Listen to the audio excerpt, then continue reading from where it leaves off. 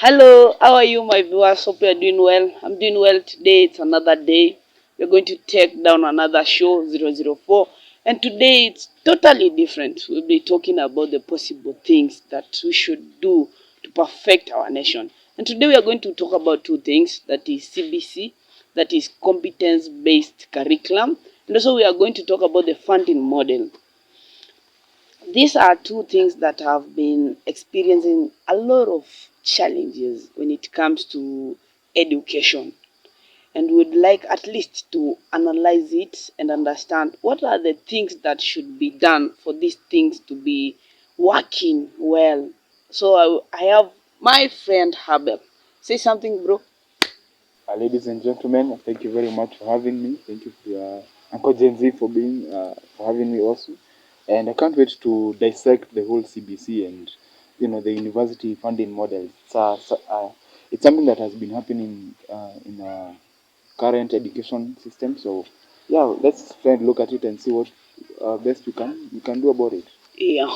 from our end. Yeah. So today, in terms of the competence-based curriculum, we'll talk about reasons that led to the introduction of the CBC and the challenges that they faced during implementation, the current challenges that they are facing still in the system, and also give our view on how we can perfect this area. The same with the university funding model, whereby we'll talk about reasons why we left from higher education loan board to higher education funding model. That is the current new system that is running, and also give our view on how we can perfect it. So we will start with CBC. So my brother, you can take us through. We need to talk about actual facts. We don't need to air our things right now. We need to consider what government considered so that they can introduce this thing. So today will be more in a way that we are talking about the actual facts, not in our facts, before even we hear our ideas. Yeah.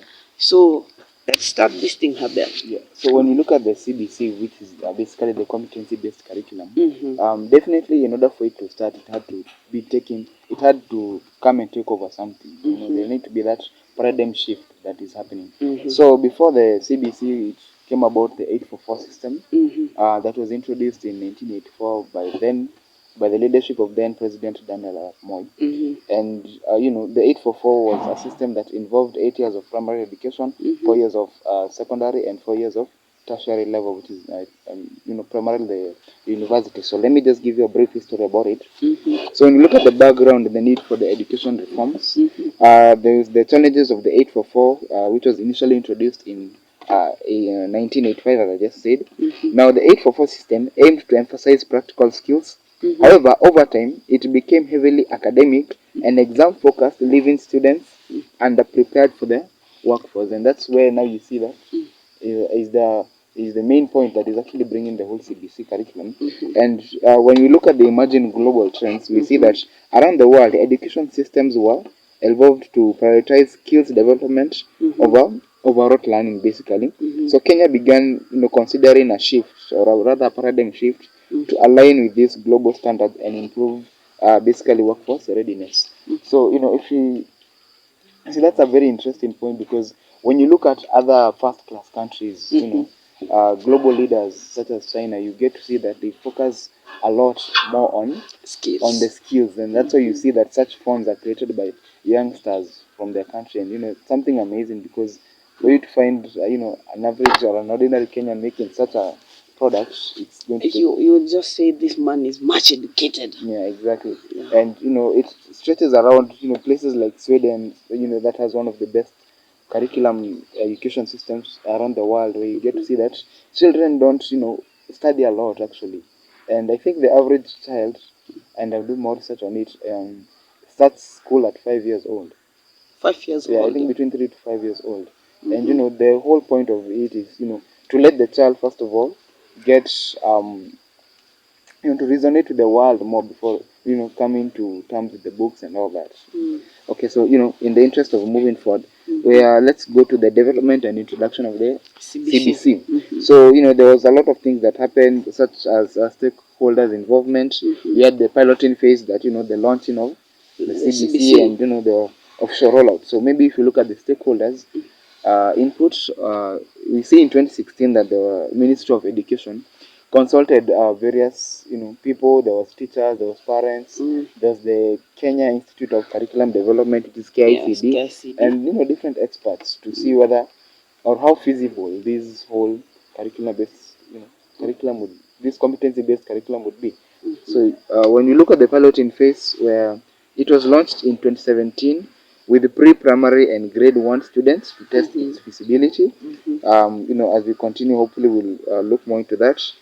There was the official rollout where it said that the CBC was formally rolled out in 2019, starting from pre-primary and lower primary level with a progressive plan to advance through higher grades. So, when you look at the goals and structures of CBC moving forward, we have the learning outcomes, we have the system, and we have the 7 principles, basically. Collaborations, and lifelong creation. Exactly. So when you look at the 844 system, it was 8 years of primary, 4 years of secondary, 4 years of tertiary, or rather university. So this also has a different system. Yeah, the 763, and if you break it down, it is 2663 system, where it's basically the first 2 years is covering years of pre-primary, 6 years of primary education, 6 years of secondary, and 3 years of tertiary. That's actually very interesting because, coming from the 844 system, I'd like to know more and to continue learning more on how, they'll actually break that down, basically. So, moving forward, the CBC emphasizes critical thinking, creativity, communication, collaboration, and lifelong learning. And I think I really appreciate this form of curriculum-based, education system because, compared to 844, it was strictly books, it was strictly, what is being offered to you and what you're going to do more research. When we see the CBC is actually bringing out their ideologies in you, everyone has different concepts. The way I think is different from how you think, how the viewers think. So, getting to have CBC gets to incorporate your cognitive thinking. Yeah. And, it's something that I really appreciate so much. So when you look at the core competencies, the CBC focus on seven key competencies, including self-efficiency, digital literacy, communication, and problem solving. You see, in the 844 system, if you are not lucky enough to have studied maybe something like computer or music, once you're done with your primary education or even tertiary, probably you could go and maybe study computer, maybe study music. But you see that these subjects that were offered in secondary or tertiary level is being offered to them as young as possible. Primary level. At a primary level, even exactly. So that is something that is so interesting because I think some of the things that I learned a little bit as I got older, if they were taught to me at a younger age, I think you could be far. I could be a bit far. I don't know. I don't know about our viewers what they think about that, but I think that's something interesting. Yeah, it's a nice curriculum, by the way. Exactly. So, when you look at the challenges during the implementation of the curriculum, so we have different challenges, but maybe I can just take you through 4 of them. So we have inadequate teacher training, where it's a new curriculum, basically. It was introduced in 2016 and its rollout took place in 2019. So basically, that's, I think, less than 10 years ago.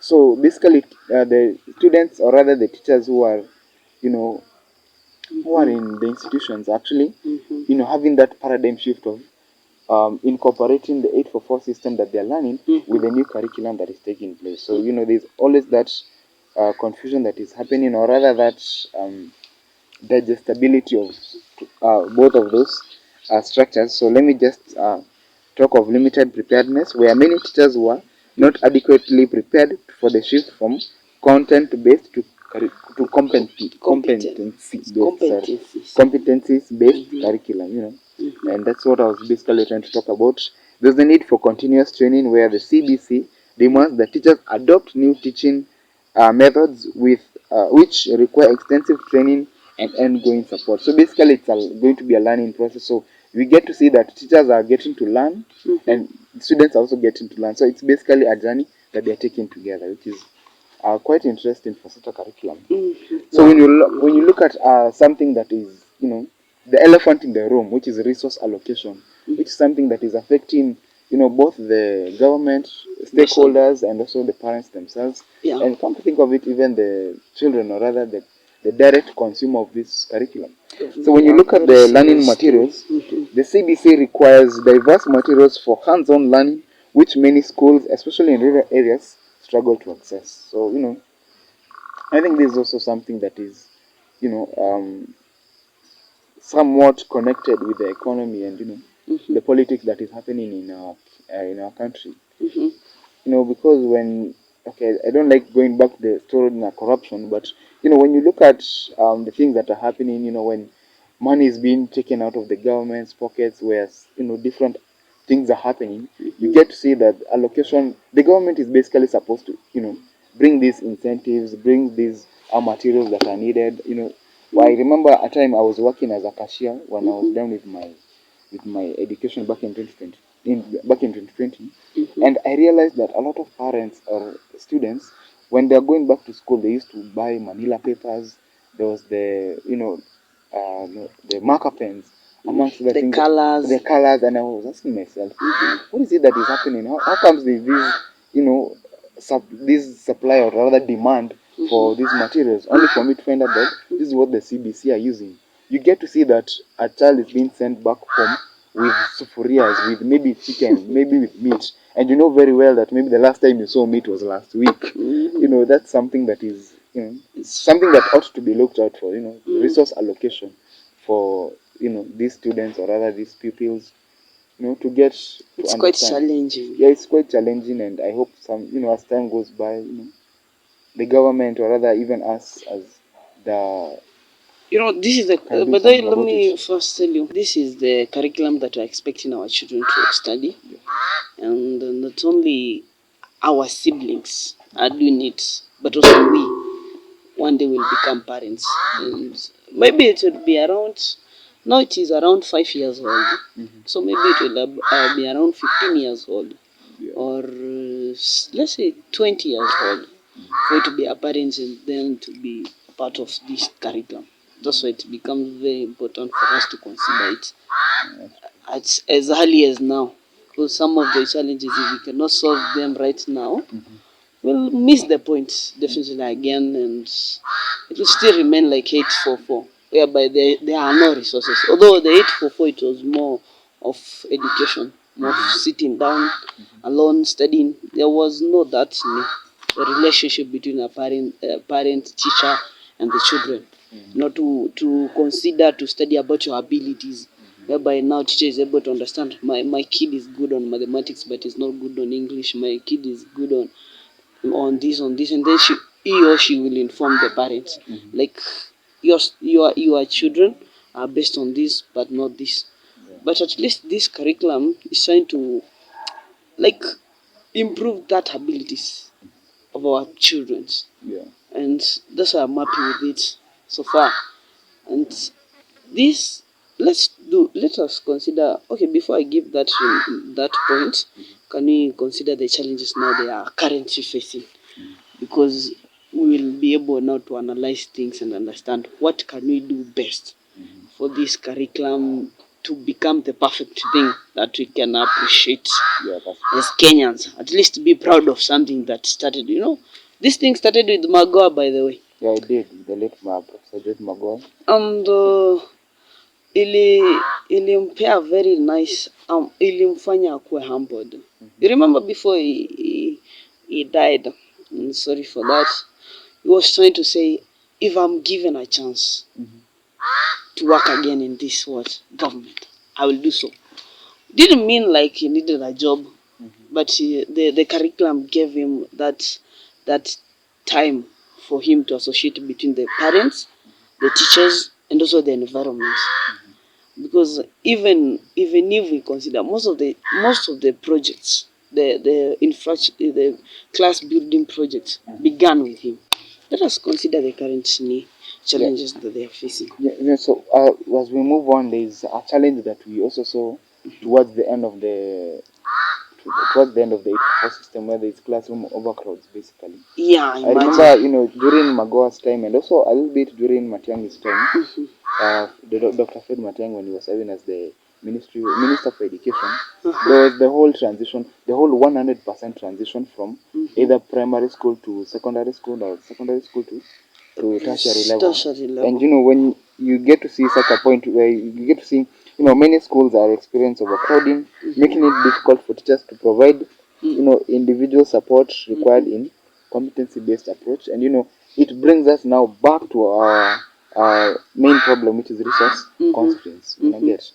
Because once there is so much people, or rather students, and the resources are limited, then that's differs, or rather it brings a challenge to how the outcome will be, basically. So that's a challenge that I think the government needs to look out for, or rather, if not the government, non-government organizations also. There are help funds, those who are willing to put something or do something about it. They can basically put their foot forward. Now, when you look at the third main challenges is parental resistance and understanding, where it is an unfamiliar curriculum. Remember, it's something that was introduced back in 2016 and actualized in 2019. So it's something that is foreign to some parents, considering a good number of parents are either Generation X or baby boomers, who they were part of the 844 system. But I guess the problem was not the parents, the point that the parents could not understand the system. I guess the government did not take part, and that's why we should take public participation. Very important. They did not take part. It did not take part to educate our parents about this curriculum, physically and mentally prepare our parents about the curriculum. They just decided to test it in a way that now a parent hasn't been used to, in a way that it deserves to have utensils for kids and utensils for family. When he or she is doing some budget, you have to get a budget for some things. All that they are used to was just to pay school fees. The school needs 1,000. Okay, 1,000. Have it, girl or boy, go pay, or I will pay. But now you see, this system is whereby a kid can come and tell you, I need a kite right now. Yeah. And you're like, where am I going to get a kite? Yeah. At this moment? But the kid will be like, my teacher told me tomorrow I should go with kite. Yeah. So the adaptability between the curriculum and the parents was because the government did not take time to educate young people, young mothers, because the curriculum was to start with the young people, the alpha generation. Let's say this now is majority of the people who are doing this, they are alpha, Gen Alpha. So you see, so yeah, that was basically the mistake that the government did when it comes to adaptability. And yeah, that was the reason that they experienced this one. And for the future purpose, if they will consider, please, can they take a very serious act when it comes to public participation? Rather than convincing a parent about something, can they first take time to analyze and make sure that our what am I gonna say when it comes to business? Okay, let me say the parents understand that the curriculum works like this. Right now, we have talked about overcrowding. There's a high rate of poverty in our country. Yeah. But this curriculum, it's like to a university whereby you need to do a lot of things in terms of accommodation, consumption, and daily basis. Exactly, utilities are going to be. So, no, this curriculum is trying to bring that relationship between a parents and a children, whereby the kid requires more time with the parent than more time with the teacher.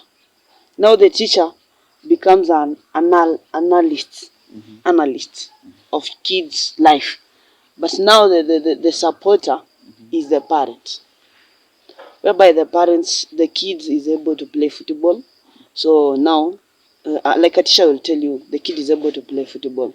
Now, can you put effort on nurturing the talent? The kid is able now to do good things in terms of computer things. Can we expose this kid into computers? Now you see, now you as a parent, it will need you to go to the market, secure a laptop that you didn't even plan to budget for, basically.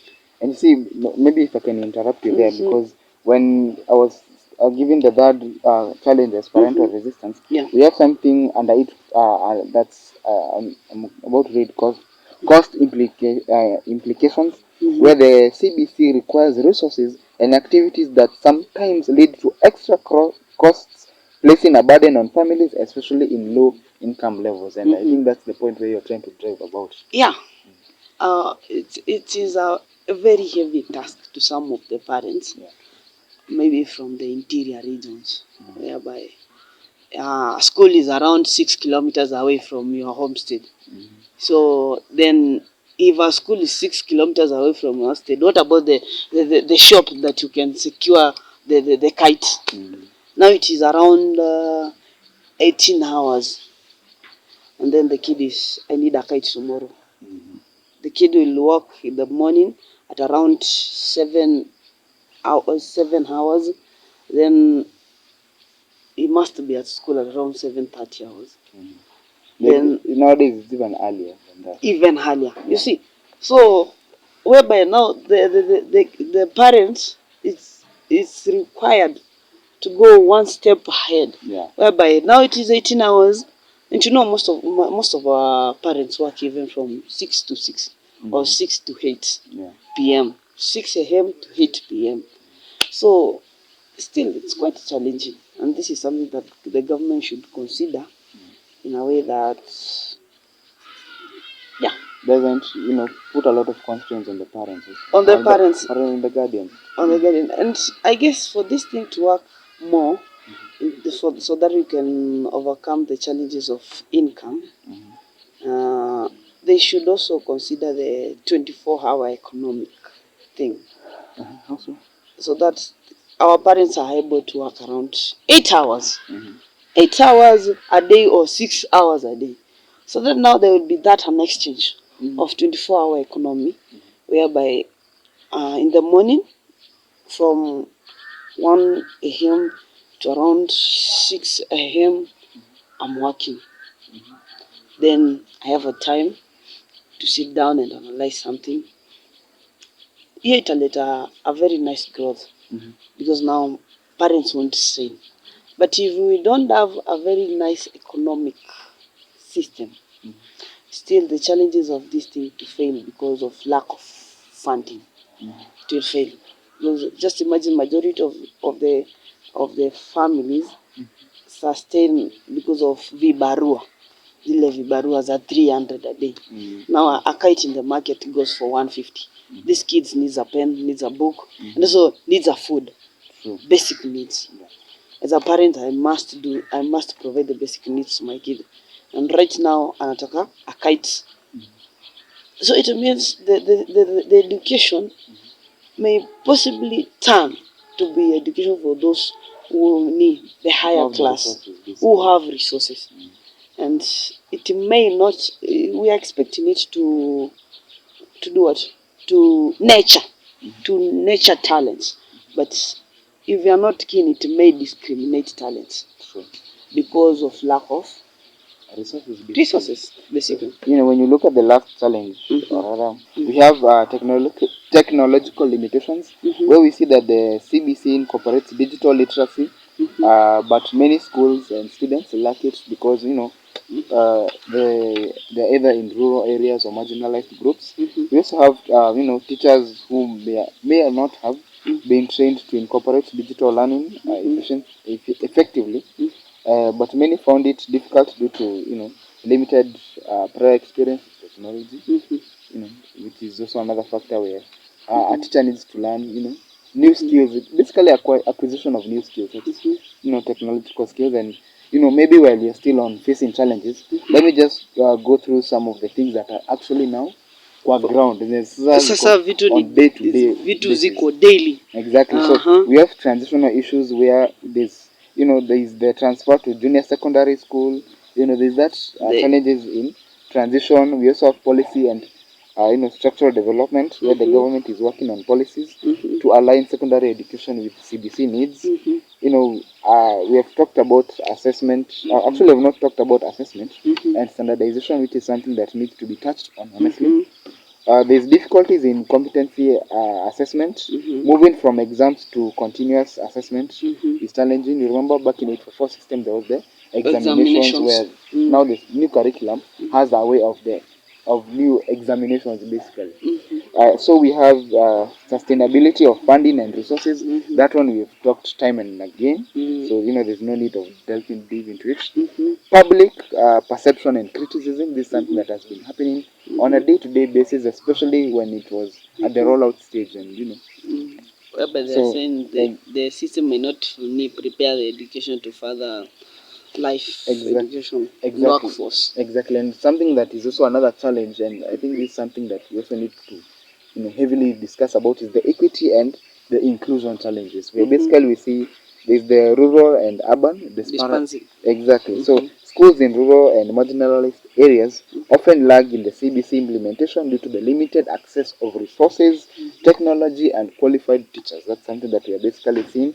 And another special needs education, the inclusivity approach of CBC requires adaptations for special needs students, but support remains insufficient in many areas, and that's something that the government and other stakeholders, or even national and even non-government organizations need to look on. So that was my take on CBC, and hopefully as the show continues and as time goes on, we'll have to give our own incentive. Maybe.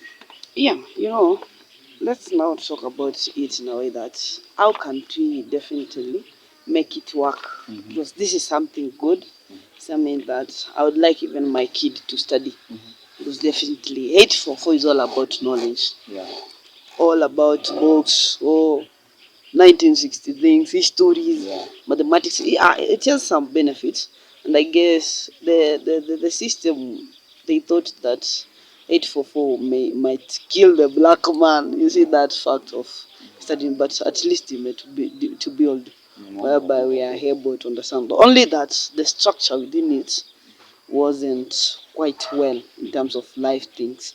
I don't understand why should I read the 8 years, then I read again 4 years, then read again 4 years, and then there's still life tells me like you don't have the qualifications. You need to go back and do something that you're passionate on, or have a skill. Or rather study all that long and then get to do, or rather enter into a discipline that didn't study for. And maybe even before we go to the higher education story, I think, according to me, if I was asked what I would bring as an incentive, first of all is the story of allocation. The government needs to assist the parents in basically providing schools and providing the materials that are needed for some of these students. And also one thing that I feel as if should be done away with is the whole boarding schools, all that, because I'm trying to look at there are those students who maybe are good in chemistry, there are those students who are good in education, maybe there are those who are good in teaching, those who are good in arts, drawing. There are also those who are good in sports, get. So we need to create schools for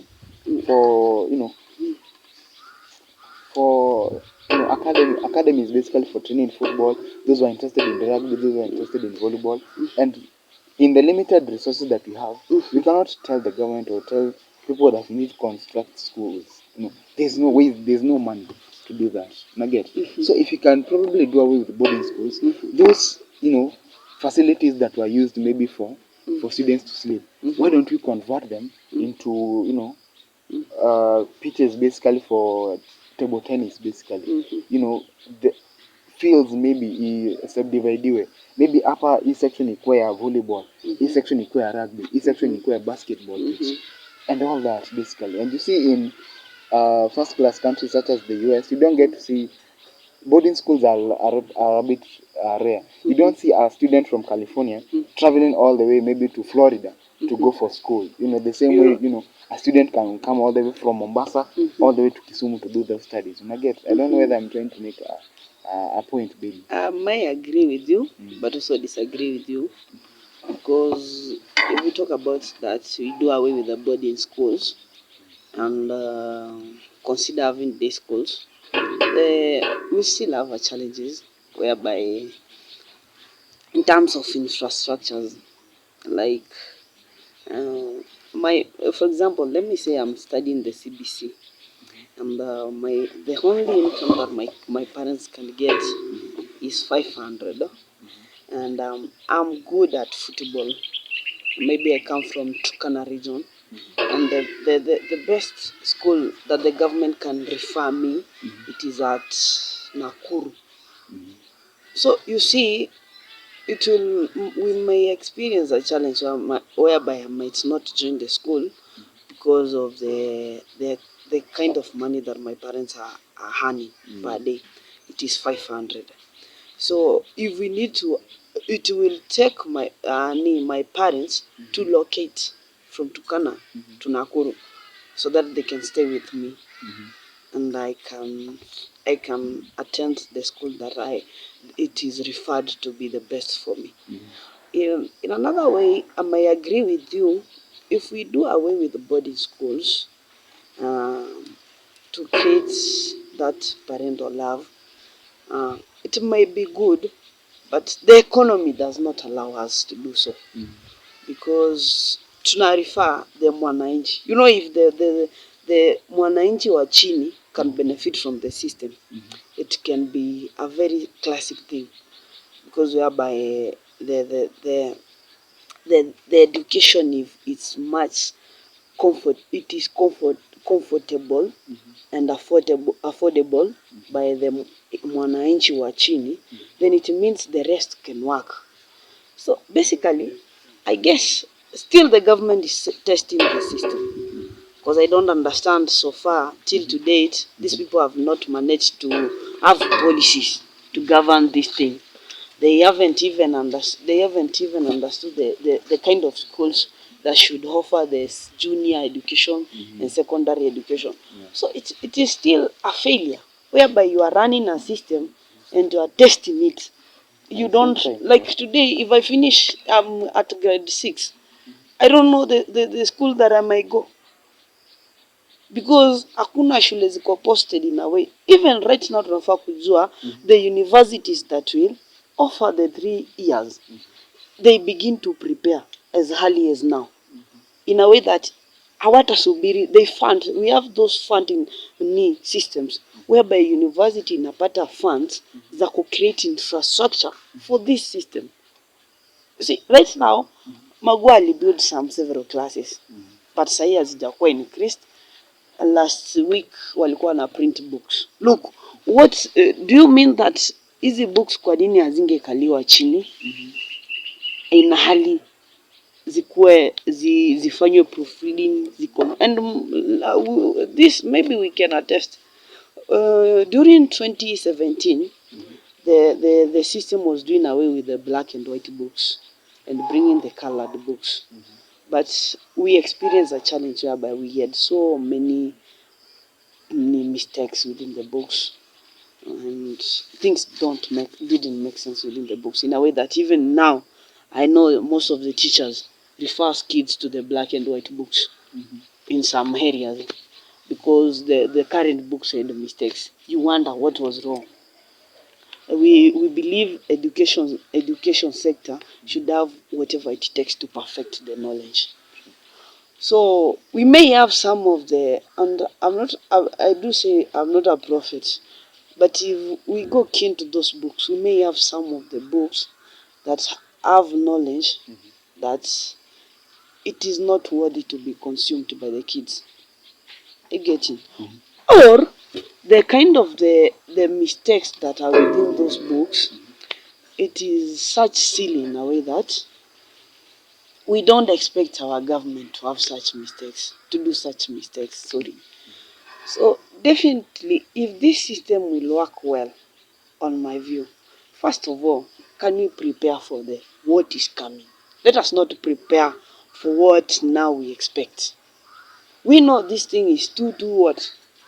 It is two something or seven. You have said it is 766. Yeah, 7663. 7663. So can we prepare? The 7 years are over now. We are on the 6 ones. Can we talk about the 6 now? And before we conclude about 6, let's go now to 3. In a way that the institution is just waiting for the kids, not the resources. Are you getting that one? Let us have policy as early as now, so that now the parents can cope with these things. In a way that in the 7 years, my kid was determined to be the best lawyer. He can be a best lawyer. So mostly that is in terms of books. So let's say Alliance is offering what? Things to deal with medicine, laws. So the parents will begin to prepare. Like I know my kid might go to Chongoria, might go to Alliance, and the Alliance, and right now Alliance is taking new phase of such education. Rather than waiting these kids to step out, they have finished the grading education, now they are joining the senior, and now where are we going to take them? Now it's whereby the cabinet secretary with the other official members are sitting down and try to analyze, well, my friends, these people have finished this education. Now where are we going to take these kids? We think they qualify for Alliance. We are going to change Alliance. Now we'll pick the kids to do what? Laws. The kids that will do skills in football will take them to Kabarak. Doesn't make sense. This is something that they should sit down right now. It should be a daily law, as people who have been given mandate to perfect the system. Daily law to consider these things, so that now they can understand the resources. Now these things, it needs, like let's say on the field of talent, it needs training equipment. If it is music, it needs training equipment. You know the list that you can secure a piano, it's around 100 G's. And maybe it's a second hand thing. So now my kid is the best at piano. The amount that I can afford is only 20,000. I need to provide basic needs. I need to pay school fees still. And I need to purchase a piano for my kid. Will I be able to afford this thing?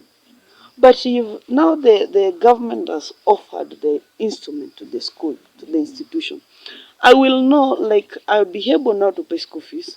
And my kid now will be able to create time within the school environment and take time to study this thing. You get it? So, gain knowledge at home, do practical things at school. And this will help the system, will help in building this curriculum, in my view. And also, the government should consider what are the future challenges we may experience. Because the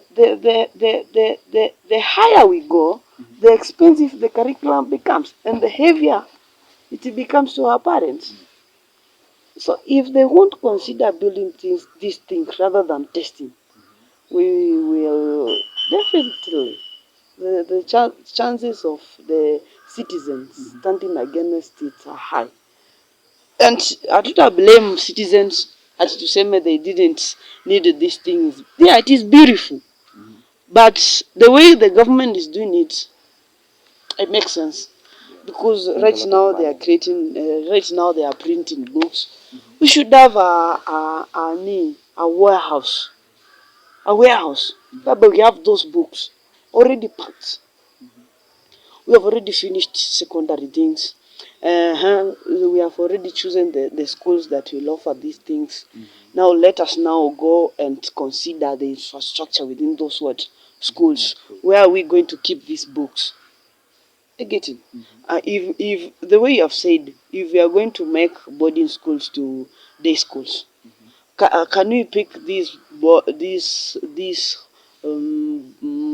hostel and convert it to a library? It makes sense in as early as now. what are the challenges, tunaweza bomoa hii ukuta ifail. So it is early as now we can do these things, understand the possible things and the impossible things. But if we will wait at that time, whereby we need to print books, we need to consider the institutions that are going to need to take these kids. We need now to consider how parents are going to adapt this thing. Yeah. Definitely lose. That is my take on this. So government should be serious about it. I don't know what's your take about it. Yeah. That was basically my point. But basically, rather in general, the government needs a lot to work on, especially on the resource allocation issue. It brings a lot of burden to the parents or to the guardians who are actually one of the people who are are constrained basically on providing of these resources. So hopefully the government will provide a lot of incentives on this and a lot of direction and a lot of intentionality towards this curriculum basically. Yeah.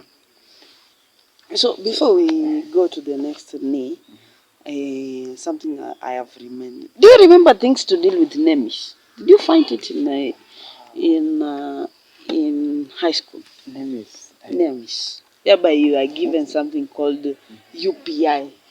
Was it UPI or something like that? Even I don't remember mine. Where does this thing apply? Well, I need you to be, I don't know, maybe a bit more on it. Names I've heard of it, only that I've never sat down and decided, let me do my research on this. What's it all about? Last thing about names as citizens in this country. Where do we apply these things, by the way? Names. I remember we were told to bring birth certificates, to bring blah, blah, blah, and then we were given something, a UPI number, yeah. But where does it apply? Who are the beneficiaries of NEMIS? Because I don't think there was a mistake for NEMIS to be brought in the system. But we don't see the benefit of NEMIS. Because, for me to ask about NEMIS, this was a idea that came in my mind. Right now, the government is suffering to do some of the things, but it has a way of keeping records of students via NEMIS. Does it mean like? But let me not say what was on my mind. Let me keep it for another day and say this. Hata tukifuatilia, NEMIS was either to hold the kids from transferring or pesa za mtu zikuliwe. Two things, corruption ama to hold the kids from transferring.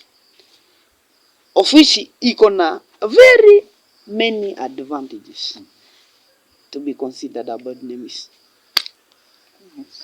So, my people, how are you? Our next thing to talk about is the funding model. We know we have been experiencing so many challenges in terms of the transition from the HELB to higher education funding model. And definitely, even till to date, there are so many people who haven't received their funding. Money? The money that is allocated by the government to support them in education. And also there are some of the people, even till to date, maybe they didn't manage to join universities or tertiary levels. And we may think this thing is bad or good, but let us go down, try to structure it and analyze most of the things about it and try to think, should we support it? Should we throw it away? Or what are we expecting us to do? So Abel, let us go and try to analyze it. What was the mistakes? What was the new? Will you take us through? So when you look at the Kenyan new funding model implemented in this year 2024, introduced a banding system that tailors financial aid based on students' household income. The model is designed to ensure that students from low-income backgrounds receive maximum financial support, while asking higher income families to contribute more. So, we have different overlooks on it. And just a minute, if you don't mind me. We also have to look at what this higher education funding model is doing, or rather it's replacing. We had the HELB, which was the previous one, so maybe if I can just give you a short briefing on it. It was introduced in 1995 and faced different challenges in supporting students' financial needs. So that's where the introduction of this system came in. So one of the issues, the HELB basically. Yeah, remember here we have two things. We have HELB and HEF. Yeah. So now HELB was introduced in 1995. To clarify that because of our viewers. Okay. So when we look at some of the issues that were with the old HELB funding model, there was the number one, insufficient funding and limited coverage. We get to see that HELB's budget was limited and couldn't meet the increased demand of students' loans. So many applicants received partial funding or were denied due to budget constraints, leaving many students unable to fully cover for their expenses or rather for their tuition school fees. So the HELB primarily served students at public universities, leaving many students in private institutions with little or no financial support. Which is, let us not say little. There were no financial support, because if you remember, once you are allocated to join a public institution, the public university institution, whereby you were required to pay a certain amount, which is less than a person who was allocated in a private institution. So definitely, let's say there were no support for anyone who joined a private institution, of which there's a tick for a challenge to be considered. Yeah. So on a second point, which is high loan default rates, where we get to see that a significant challenge for HELB was its high default rate, which many graduates were unable to repay their loans due to limited job opportunities or low income. Something that is a reality for graduates out here. So this poor loan recovery affected HELB ability to sustain its revolving funds, limiting the funds available to the new students. Now, can we do this in terms of that point? The F, the higher education funding model, if you compare it with the higher education NIL, the HELB, higher education loan board, there was a challenge whereby you were only given 40,000, and that's all per semester, whereby you could receive 2020 semester 1, the other one 20 semester 2, or if you are needy, you get 60,000. If you need more, you will need to appeal so that they can add more. So, but if you look at HF, there is a challenge. There's something that I want to try to put here. There's a challenge whereby a student now is receiving around 100 Gs and plus. Are you getting that one? And to pay that money, now the higher loan default rate for me, it doesn't make sense, because still we have job scarcity. So still we'll have problem on paying the loan. So let us not say it was something that the government should have considered. For me, that one doesn't make sense. Actually, we considered that there was a default on paying this need. No, there wasn't, because right now it's around. So per year you may pay 200 Gs, and then there's that monthly interest. By the way, have you ever noticed that one? Yes. There's monthly interest. So it means if 4 years I'll pick around 500 Gs. At the end of 4 years I may pay around 1 million. My friend, 1 million, and still if I want to pay interest, it and that will increase. So it is something that it wasn't supposed to be considered, according to me. That there was a poor recovery effect of HELB ability to sustain the need revolving funds. because the government does not create jobs opportunity. That is the failure. For me, this one wasn't a point to be considered.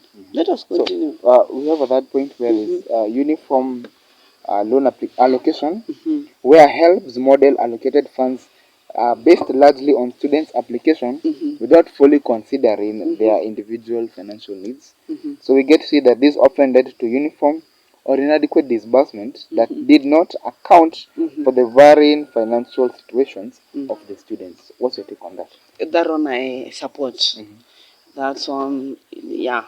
There are some people, there are some families whereby 25,000 is not, it isn't something to be called, isn't money. But there are some families whereby 25,000 is like selling a land, someone's salary for 4 years. So telling me I need 25,000 in 6 months, and even me as a parent, I have never ever all such money in my pocket. It will be definitely hard for me to achieve my goals. And yeah, it was something to be considered. Okay, so let me take you to the fourth and the fifth, and then you give me both of your take on it. So the fourth one is inefficiencies in loan processing and disbursement. And this is a reality for comrades. Slow processing times and disbursement delays frequently led to disruption for students who relied on HELB funds for their educational expense. That's one. And the last point that I have here is lack of focus on vulnerable and needy students. So we get to see that this HELB model was limited in its ability to prioritize a majority, or rather the most vulnerable students, often leading to some students from low-income background receiving insufficient or no funds at all. I guess for me, hiyo nitaekelea the designers of the system, because there are some things when it comes to computer, we call them command keys or validations keys. Yeah, by you command the system, and that's what they experience even with the HEF, whereby the system is not capable to understand the ability or the needy, the how kid is needy, which model, it have those bands, which bands do you require to allocate this kid. So for me, in this point about the sufficient in loan processing and disbursement, I will blame the system, the officials. They didn't consider even to develop it. We have challenges about this one. Does it mean if the system, we allocate funds today, the system will process the funds next year, or does it mean there were no funds? That's an interesting point, actually. Because I don't understand if we can put information to a system today, it will take around 3 months to process that information. There must be a problem somewhere. Because our banks, since 20 something, their systems are well structured. So you don't tell me like it takes 3 months for Equity to process those funds to students' accounts. Why? If the government imepeana pesa today, we take 3 days to feed our system the information according to how we have allocated the funds. Now it will take another 2 months for bank to process that need. The problem was the failure of the system. So rather than building another system, for me, if I were to consider this one as a stakeholder, I would have just improved that one rather than having another model. If I were to consider that point, in terms of lack of the vulnerable and needy students, leading to some students from low-income background receiving insufficient or no funding, still the same. I'll blame the system. Validation key. how are we going to, when you are creating a system, I'm not an engineer in terms of the system creation, but I do have a very high interest when it comes to computers. I have that knowledge of computers. When you are programming a system, you give it some conditions. So how are we going to be able to understand how needy the kid is? How will the system be able to process the needy kids and non-needy kids? Getting the commands, like when you consider these things to be able to understand, they would have rather improved the system than create another system. Of which the system, I do also support the e-citizen payment, because already they have done away with the university corruption, whereby the university will just give the numbers of the students that they have received, and the government doesn't come to confirm. So the government now will fund the university, send the funds to the university for the students who have joined. So, for example, if we had 600 students, 6,000 students joined, and the government has allocated 100,000 is the fee, the fee to support the kid so that he can qualify and finish his or her study. So definitely it will become around 600 million or more. So if the university decided now we have received 600,000, 6,000 students, okay? Now let us add to say we have received 650 students.